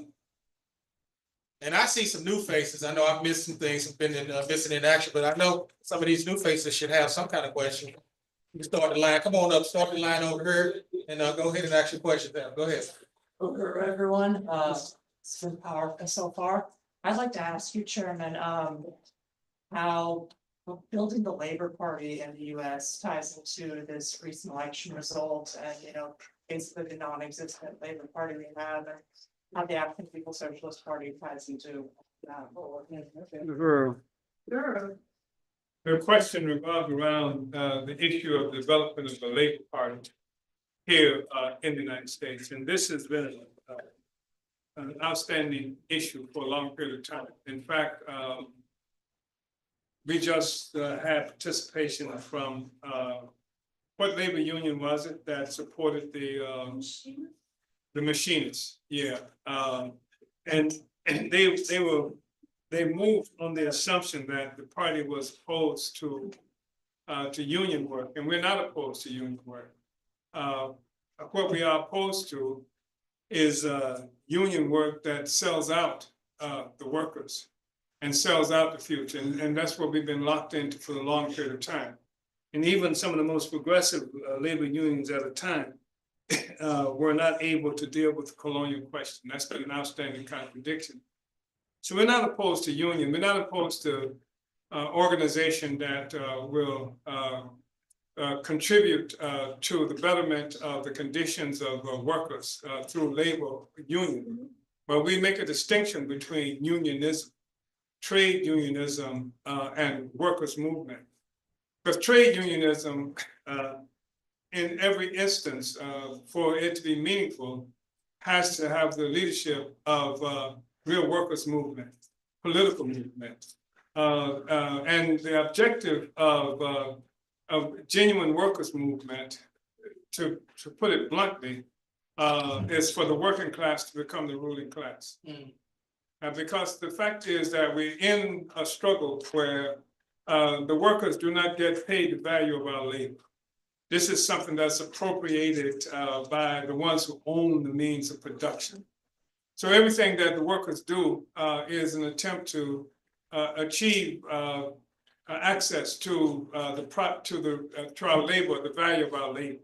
Even things like vacations, even things like break times and stuff like that, because the bosses would not even allow us to have vacations, paid vacations, would not allow us to have breaks and stuff like that. So the objective, ultimately, though, the working class has to become the ruling class too, so that social ownership has to be brought into reality, just like you have socialized production. No production happens by individuals. You don't have any individual, it's social production, socialized production. And a profound contradiction that we're looking at is the contradiction between socialized production on the one hand and private ownership on the other hand. So, we're all for the bosses getting jobs, real jobs, and becoming producers. They resist that in a very serious kind of way, however. In fact, that's a frightening notion for the bosses to have to earn a living. So we are not opposed to unions. We believe in fighting for the rights of the workers, but we also believe that the workers' movement, union workers' movement suffers when there's not a real political party that provides the leadership, the Uhuru. Yes, Comrade. In regards to Trump's recent election, I feel like we've seen I guess I'll say an emboldenment in like far right groups like the Proud Boys and the Patriot Front, et cetera, et cetera. Do you feel like the situation or the need for a Black Vanguard Party is or multiple is dire at this point? We are an African Vanguard Party. I think part of what you may mean is whether or not the people have to be organized to defend themselves from attacks by reactionary groups. Because the Proud Boys were here before Trump. I ran into them first when I was organizing. Who was it brought me to, where was it in the, what's her name? Some of the comrades in the Solidarity Movement. That's when I first ran into the Proud Boys. It was hard to even have events without the threats of being attacked, the organization being attacked. People don't remember what I'm talking about, though. Huh? No, I'm talking about in the, is it the Midwest or the Northwest? No, That's was all it right. Boston? Wasn't Oh, Boston? no, that's all right. Okay. Boston, no. Where Matt's from? Portland. Yeah, Portland, and places like that. So I do think that we need to organize our community. We really need to organize our community. That's part of what I'm talking about when I say that we have to be on the ground and provide on the ground leadership in the community. It has to be there. We have to have cadre in these communities that can provide leadership on the ground, on the spot, so that the people are not defenseless. And this is one of the real problems I've got with the African petty bourgeoisie, who just cried about, Trump is being elected and poor us, etc. They work to leave our people defenseless against colonialism itself. There's no defense, there's no consciousness among the people of the need to protect ourselves and advance our struggle against colonialism. So that's always there. And we're always going to be vulnerable until we have a movement and our political party is able, and that's what I'm calling on in terms of, in this meeting, to bring people into active political life, to organize in these communities where we live, so that we can begin to defend. But we need to build it.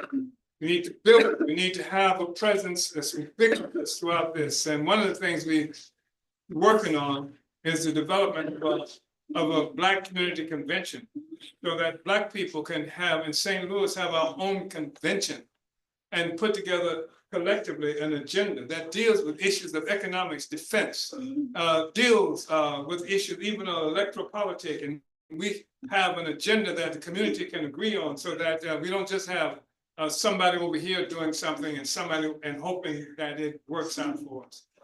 I hope that was helpful. No, definitely. Yeah, okay, yeah. Anybody else?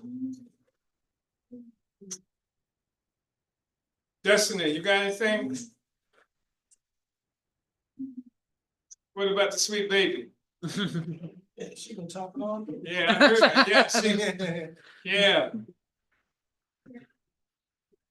Anybody else coming through? You know, okay, there she is. So I was wondering, I know you've got several books, but to understand like what our actions need to be, what would be the best book that you would recommend for somebody to get and start working on right now to kind of go through? I think I might suggest I got Vanguard. you got the one that preceded Vanguard, unequal equilibrium. Okay. Uneasy. Uneasy equilibrium. The reason we talk about uneasy equilibrium, and this was a part of defining how things were happening in the whole world right now, that there has been an order for a long period of time. There's been a world order that's maintained, that's been parasitic and based on the oppression and exploitation of the people. And there was equilibrium, that was there, it was solid.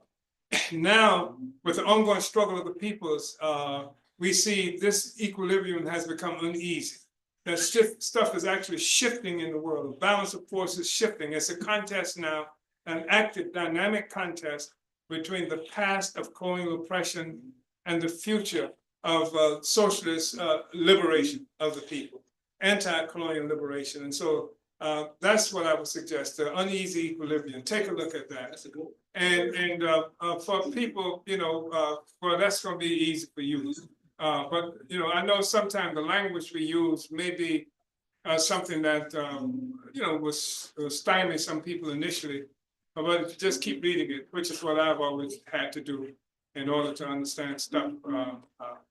So, Yeah. Peter study. yeah, okay, good. So, is there anything else coming? Yes. Uhuru.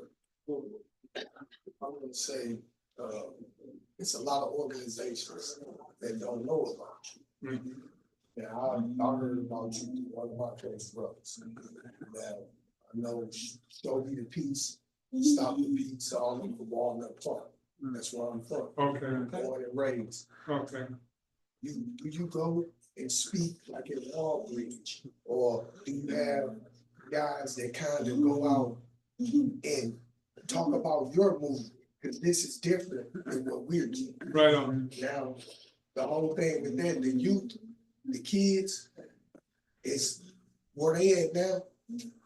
They literally need to see people like me, myself, that has been through that walk. And that's changed. Because they really don't get it when you, just like your mother will tell you all day, don't touch the fire, it's hot. Don't do this, don't do that. They're gonna do it anyway. It's a difference when they see this guy that's walked this walk, been through prison, been through all these other turmoils, and he's talking to them. He's letting them know. Cause we have been through some of the baddest areas that you name. That's when I was with FCC, Freedom Community Center. But I ended up leaving them, but that's Either here or there. But the whole thing, when we went to them areas, certain guys were scared to go through them areas. Oh, they got guns. So me and Ronnie walking down the street, I'm used to that. I was the lost guy. Just because they got a gun don't mean that you can't get to him. You're not gonna get to everybody. And you know, when we walked up there, Ronnie was like, oh, well, I just walk on the porch. Say, man, come here. So a couple of them ran in the house. You know, a couple of them, I got them on the porch. That's all I needed was those two. And I was engaged and started talking to them. You know, and they was listening. They need a solution. They need something to do. They need more than me just telling them, hey, this is what I want y'all to do. Our people doing this and doing that. But I need something like a solution to say, all right, well, come over here with me. I'm gonna take you tomorrow, pick you up, and take you on this house that I'm building. You're gonna generate some money this week. You know what I mean?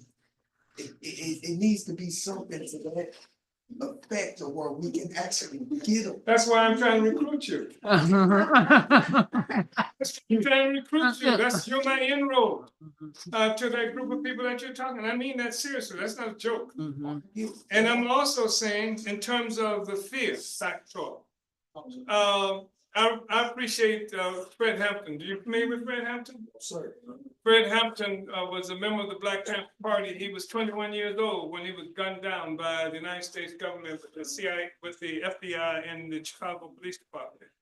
He was the deputy chair of the Illinois branch of the Black Panther Party. He was somebody who actually went and organized the gangs in Chicago. He went straight into their headquarters and meetings, and he said, let me tell you something. He said, y'all just some local niggas here. We international niggas. Understand that we dealing with the oppression of African and colonized people all around the world. He brought them into political life. That was one of the reasons he was dangerous.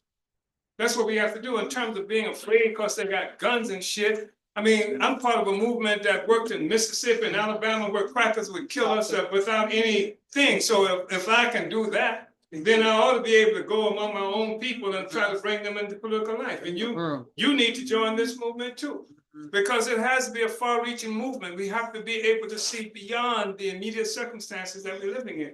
You have to help me get to those people.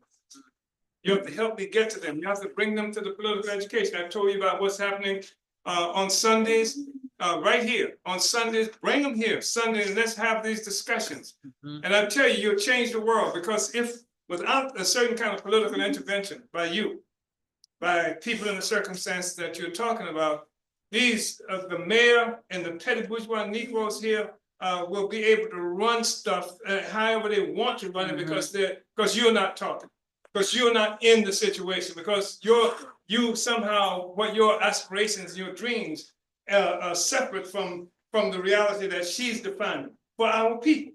She's defining it for you. Even as you live over there where you are, she's building police organizations. She's doing all kinds of stuff to say that there will not be a bakery cafe here so that Black people can have the ability to be able to feed ourselves and clothe ourselves as a community. And no, we don't have a job for every goddamn body. But what we can do is build a movement that we can force the mayor and force the rest of them to unleash some of that resources that should be coming to you. How many millions of dollars that has just come to this city? Come on, tell me, how many? How many? More than $700 million. More than $700 million just come with that money? And what, 39 million was supposed to come to North St. Louis? Is that what it was? Was supposed to come? It doesn't come. You ain't even fighting for it. The thing is that we have to be involved in a movement that's bigger than just like that. Just take it all. That's what we have to do. So no, I can't promise you a job, except the job with the rest of us, the unleashing all that money that should be coming to your community, to your people, etc., so we don't have to live in a state of desperation. The white power, the legal capitalist system will deny us the right to function, to have work in the legal capitalist system. Then they create illegal capitalist system for us to participate in. That means that we're always looking for prison. For brutality, etc. We gotta get out of that. We can fight them. Yeah. That's what I'm calling on you to do, and that's what I'm calling you to bring these other brothers and sisters into this process as well. We can beat them. We can. Go ahead. I don't mean to cut you No, off. cut me off. I just heard about the 9 o'clock right, for Sunday. yeah, yeah, For that. yeah, And that wasn't told for me when I signed know, up to be yeah, a member, so yeah. I will be here. right on. With some people. Bring the Sundays crew, At 9 o'clock. bring the crew, try not to be strapped. No, No, I'm serious, yeah. they won't. There needs to be a safe space where black people can come and don't have to worry about beats and stuff like that. And if they all always tell them that Yeah, they drive. Cause I don't know nobody in St. Louis who ain't strapped. Right. I just tell them leave it in the Yeah, car, yeah, that's it. That's what we do. Not coming into her. That's what we do. They understand. Yeah, that. because we want everybody else, other people from other sets need to be able to come too, and nobody needs to be concerned that if I don't have my shit. Correct. Yeah, exactly, Correct. right on, yeah. Uhuru. Okay. And if I could, Amir. Brother Amir. Amir, okay, right on. Okay, and just to tag off with the chairman said, I don't know if I keep want to call you Bishop. No, it's like you said, morning. No, in the morning, like you said, we got a morning talk meeting. You know, we also got political education we speak about on Thursdays, and we have this. Cause and we got the Black Spirit, Burning Spirit newspaper, because the more we train ourselves, then we could be fully equipped to go out in the world and have something that we call study on the stoop. Because some of these locations, we know we gotta go out to where they at and be able to talk to them to bring them to where we at. So we got something, like I said, study on the stoop, where once you politically correct, enlightened, should I say, then you can reach them, because we don't want to send, folks out in the world that might not necessarily be trained with the word that we push forward and mislead them. You know what I'm saying? So Thursdays. Thursdays, Sundays, Wednesdays, Thursdays, Sundays morning, and How Sundays about this, evening. brother? You write down all the time. Yes, sir. Yes, sir. But one more thing I want to leave alone, because I agree with you. I'm from Baden, but back and forth, Walnut Park. We know Walnut Park, including Baden, is the reason why the violence, murder, crime was skyrocketed within the city, the north side. So yes, like the chairman said, we need you, brother. Yeah. And I appreciate seeing you multiple Sundays. You know what I'm talking about? But like the Sundays, the chairman said, once you get yourself equipped where you don't have fear, where you can speak boldly about the change that need to occur in our community, therefore bring them back. Bring folks, like he said, no guns. Gotta check guns out fast, and weapons, no weapons allowed here. But our people is allowed. Bring them. Yeah. Uhuru. We do got presence in Baden, and we feel to extend our presence to Walnut Park. I'm speaking at Washington 2025. What happened? Because I'm in Baden. Ain't no, if Walnut Park is right touching each other. Yeah, So you finna see us, and you're gonna be the reason why we spread within Baden. I mean, Walnut Park. Uhuru. Uhuru. Thank you so much. Thank you, Comrade Uhuru. And we don't make any distinctions. There's these nationalists that go around, they characterize people as Baba this and Baba. I ain't no damn Baba. No, we don't make no distinctions in terms of age, in terms of gender, anything like that. If you can do it, you can do it. You understand? We want to equip everybody, make everybody capable of doing it. We have discussions in this hall. You've been here today. You don't have this discussion in universities. You understand what I'm saying? So we're talking about having right here in the middle of the working class Black community. So this is the community that has political education. In the 1960s, we told the police who they were. They didn't know who they were. We forced the police to have to get political education. We defined them as occupying military forces in our community, etc. They didn't even know who the hell they were. They just thought they were bad crackers who would come and messing with us, but they ran into an army of young people who have political education, who could put them in their place and who understood more about them than they understood about themselves.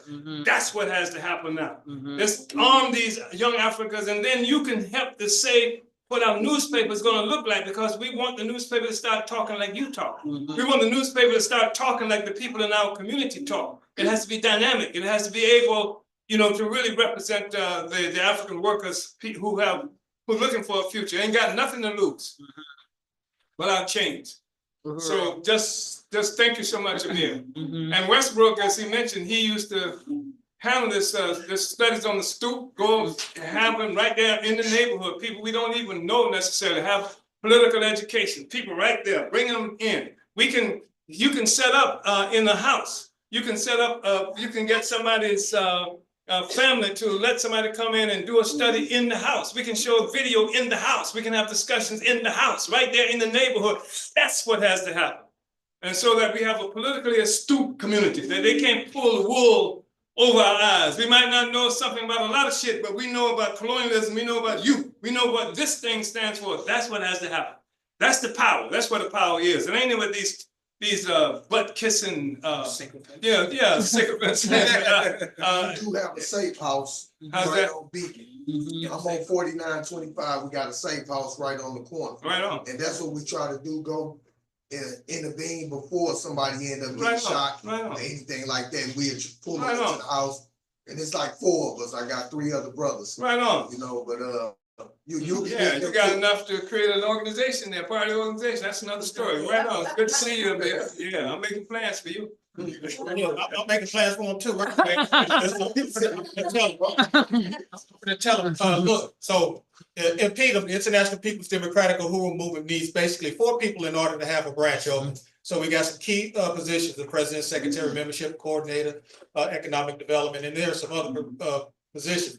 So 2 things that you would fit under is an outreach coordinator and a membership direct leader of membership. So I see that you signed the information back there. We're gonna make sure that we make a note that you Became a member last week. You got a You membership. became a member last week? Mhm. Okay, then you paid your little $10? Mhm.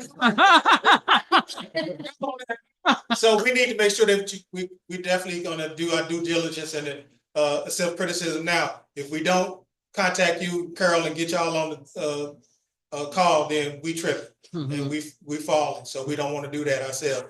So we got the contact. We're gonna need to make a note. We got some new members last week. How many people in here are a member of the PETA that we do? Go ahead and raise your hand up now. Don't be scared. Yeah, right.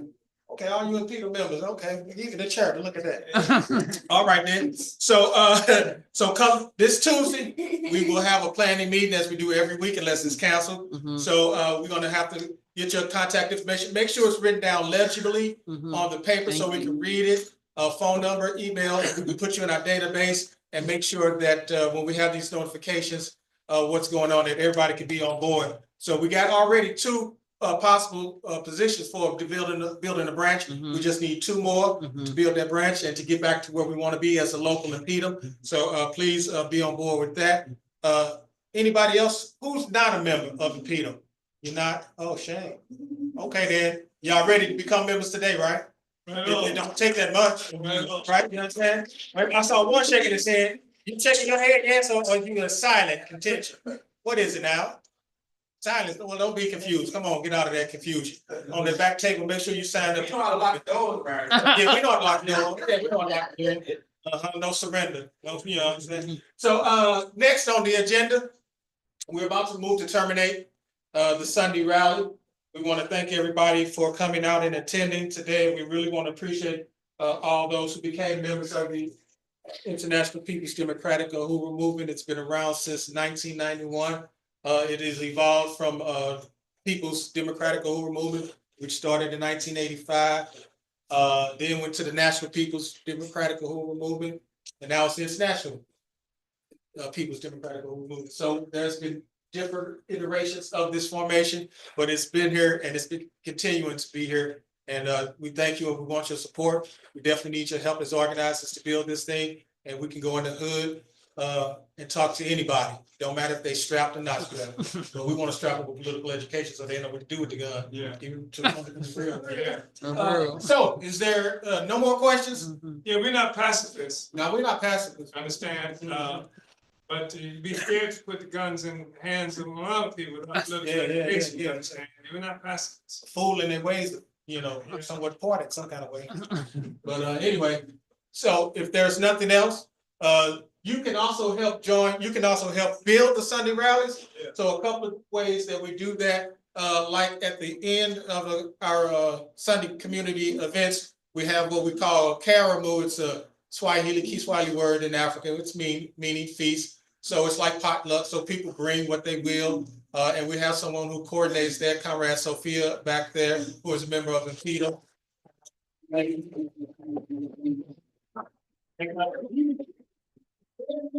And of course, she was trained by building off the work of our comrade Fofi, Akiba Lon, who is here, she's dealing with, Chairman just told us. So we each one teach one is Fofi's favorite saying. So she did that, and we see the fruits of that labor. So we want to appreciate that. And you want some great stories that yeah, you could bring your favorite dish tomorrow. You can say what next week. You can say today what you want to bring. If you want to bring some spaghetti or chili, whatever, hot dogs, it don't matter. We eat it all. Yeah, we want to plan it out. Don't get me wrong. We want to plan it out, but just saying, if you want to bring something next week, holler at Sophia, let her know. Put something on there. Y'all ribs from your stove? Can you bring some ribs? But turkey ribs not bad, I tell you. So the other thing is, of course, we talked about bringing guns and things in there, but one of the things that we still do as a movement is we have security. So joining the movement, you can get trained in that regard as well, and that can help bring us security to the Uhuru House. And also you can definitely take a hold of Burning Spirit newspaper. It's only $1. We have some on the back table back here. And it always speaks from the perspective of the working class. Comrade Westbrook actually has one in his hand. We also have back on the table the broadsheet for the month of November and December. That's a special edition, and it highlights a lot of the work of the African People Education and Defense Fund and the battles that it's been struggling with, victories that it's had in the city of St. Louis. So we got a lot going on. There's a lot that everyone can get involved in. And what we got right here, okay, yeah, that's the study up on the board, yeah. That's impedance every day Thursday at 7 p.m. Central Time. We have forces on that call from Chicago, California, East Coast, Midwest, up north. And we also have some comrades that come on, that can come on time to time from occupied Azania, South Africa. So you go to tinyurl.com/RNDP studies, or you can catch it on Facebook. It'll be LinkedIn on Facebook. And so unless further notice, it is every Thursday, 7 p.m. Central, and it's led by the International President, International People's Democratic Uhuru Movement, Montsemilla Odom. So make sure you check that out, copy that, take a photo of it. And once again, we want to thank you and see you next week at 4101 West Florissant, St. Louis, Missouri, on the corner of Alice and West Florissant, 63115. If you're online, we appreciate you. And if you're online and viewing in the city of St. Louis, please make it out next week to be here in person. Uhuru.